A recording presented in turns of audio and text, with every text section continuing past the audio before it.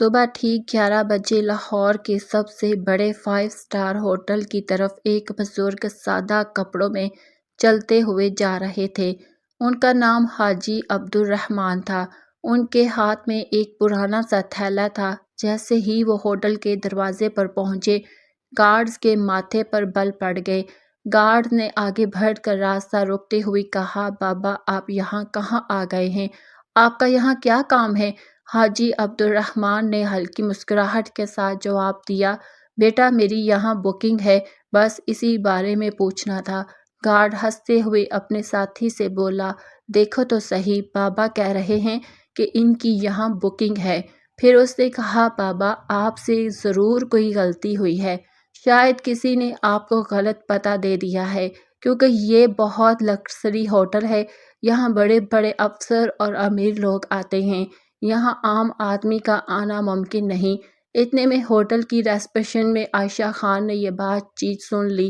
اس نے حاجی عبدالرحمن کو سر سے پاؤں تک دیکھا اور ہونٹوں پر ہلکی سی مسکراہٹ آ گئی، مگر یہ مسکراہٹ خیر مقدم کی نہیں بلکہ طنز اور حقارت کی تھی۔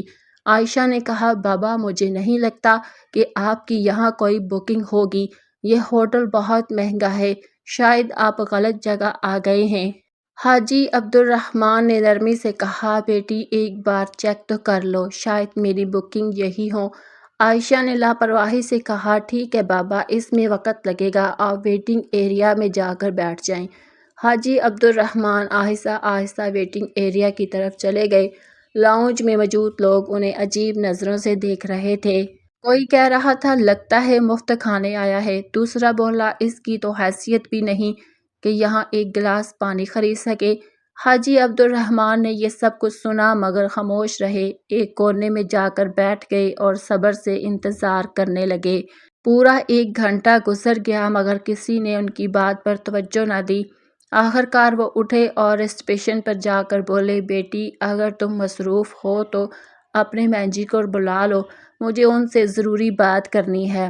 عائشہ نے بے دلی سے مینیجر نعمان ملک کو کال کی۔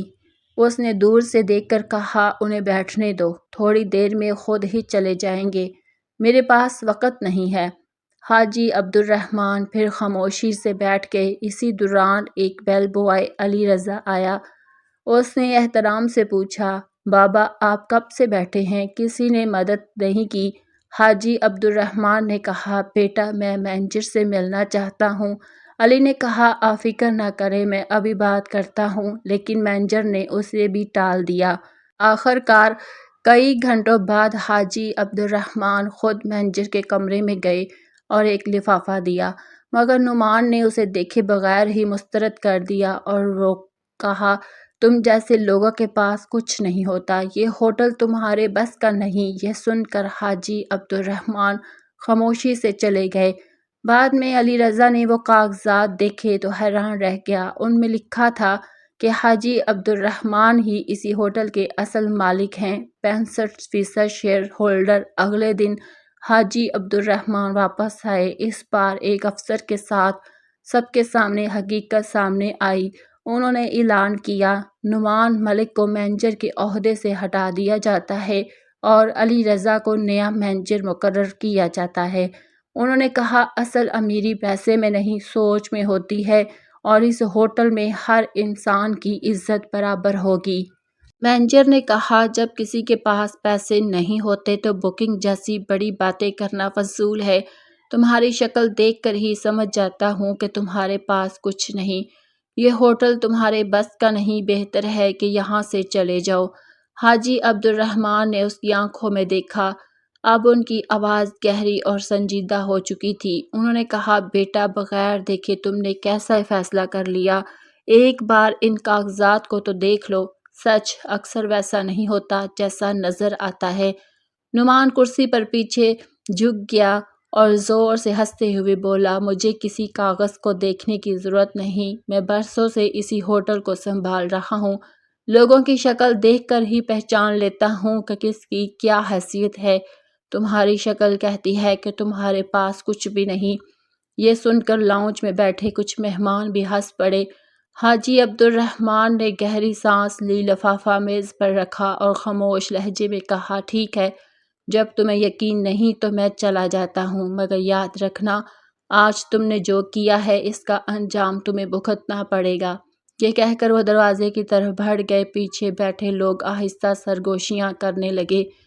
واہ، مہنجر نے صحیح کیا، ایسے لوگوں کو یہی سبق ملنا چاہیے۔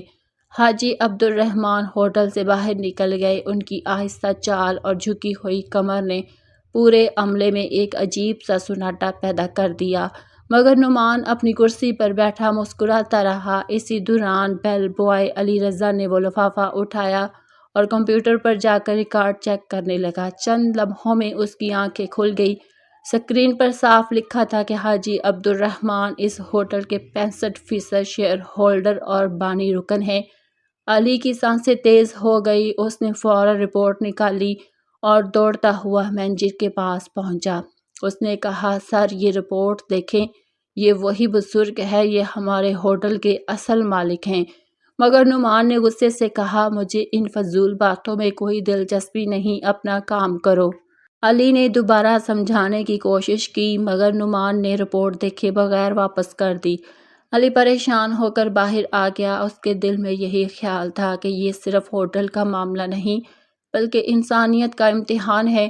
اگلی صبح ہوٹل کا ماحول بدل چکا تھا۔ سب لوگ اسی بات کی سرگوشیاں کر رہے تھے کہ وہ بزرگ اصل میں بڑے شیئر ہولڈر ہیں۔ کچھ دیر بعد حاجی عبدالرحمن ایک افسر کے ساتھ ہوٹل میں داخل ہوئے۔ سب حیران رہ گئے۔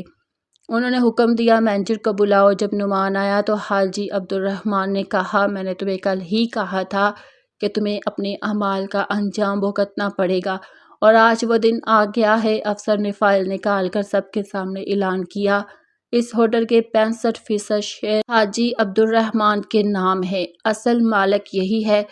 یہ سن کر سب حیران رہ گئے۔ حاجی عبدالرحمن نے مضبوط آواز میں کہا، نعمان ملک، آج سے تم اس ہوٹل کے مینیجر نہیں رہے، تمہاری جگہ اب علی رضا یہ عہدہ سنبھالے گا۔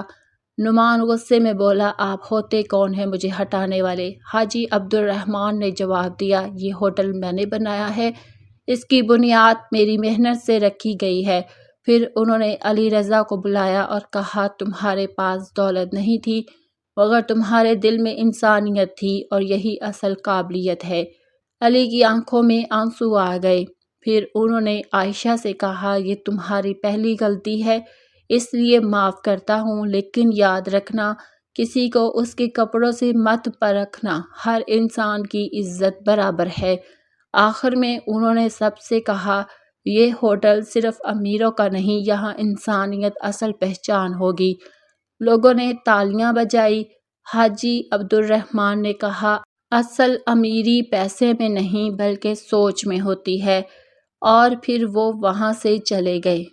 اس کے بعد ہوٹل کا ماحول مکمل بدل گیا اور سب لوگ ہر مہمان کے ساتھ عزت سے پیش آنے لگے۔